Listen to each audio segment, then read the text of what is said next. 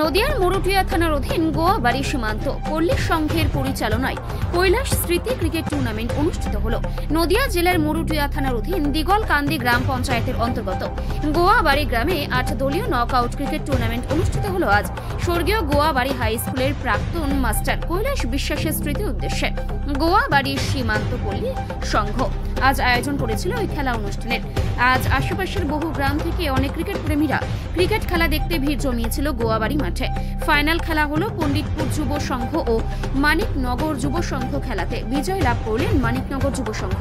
এই খেলায় প্রধান অতিথি হিসেবে উপস্থিত ছিলেন দিগলকান্দি অঞ্চলের প্রধান কার্তিক চন্দ্র মণ্ডল ও গোয়াবাড়ি হাই স্কুলের প্রধান বর্তমান শিক্ষক বনমালী শিকদার ও প্রাক্তন প্রধান শিক্ষক মৃণাল কান্তি ঘোষ ও বিশিষ্ট সমাজসেবী হারান চ্যাটার্জি ও বিধান বিশ্বাস।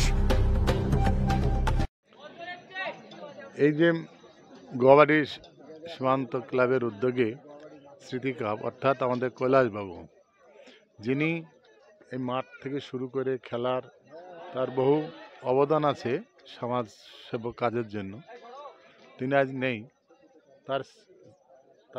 তাকে সামনে রেখে আমরা যে স্মৃতি কাপটা হচ্ছে, এটা খুব সুন্দর খেলেছে। জানেন, এখানে আমাদের প্রচুর দর্শক এসছেন, বিভিন্ন সমাজসেবামূলক তারা এসছেন, এবং কৈলাসদার যে স্মৃতি, সে যেখানে থাক সে শান্তিতে থাক, আমরা এই কামনাটা করছি।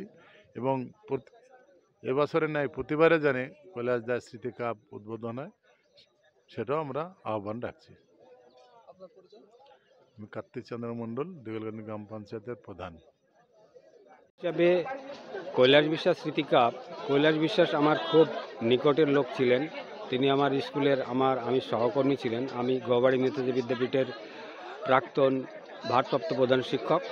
কৈলাস বিশ্বাস আমার কলিগ। সে অতি বলবো, দেহের অযত্নের জন্যই তার দেহটা ত্যাগ হয়ে গেল। তার যে সমস্ত বাচ্চা ছেলেরা বল কুড়াচ্ছ, বলের দায়িত্ব আছো, তোমাদের অসুবিধার সঙ্গে সচেতন ছিলেন, হার্টের প্রবলেম ছিল, কিন্তু সঠিক চিকিৎসা করেননি, যার জন্য আমরা তাকে অকালে হারিয়েছি। সামান্য একটু চিকিৎসার অভাবেই তিনি আমাদের কিন্তু সেই চিকিৎসাটা যদি ভালো জায়গায় হতো, তাহলে হয়তো তার স্মৃতির জন্য এই 8 দলীয় ক্রিকেট টুর্নামেন্ট হচ্ছে।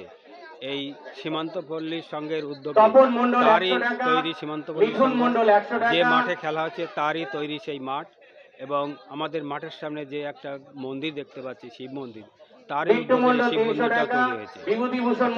তিনি আমাদের এখানে যত জনসাধারণ আছে তার সকলেরই একটা মানে চোখের মণি ছিলেন। কোনো কাজে তিনি পিছু পাননি। যখন ডেকেছি তখন তাকে পেয়েছি। সেটা পার্টি, ধর্ম, বর্ণ নির্বিশেষে সকলের শ্রদ্ধেয় ছিল। তাই যাই হোক, তার অকাল পূরণে আমরা সবাই দুঃখিত। তবে সীমান্ত পল্লী সংঘ যে উদ্যোগ নিয়েছে, এই টুর্নামেন্ট যদি প্রতি বছর চলে, এবং তার সুযোগ্য সন্তান অমিত বিশ্বাস, সে আমাদের ছাত্র, সে আজকে অনুষ্ঠানে আসতে পারেনি বিশেষ কারণে। সে থাকলে ভালো হতো।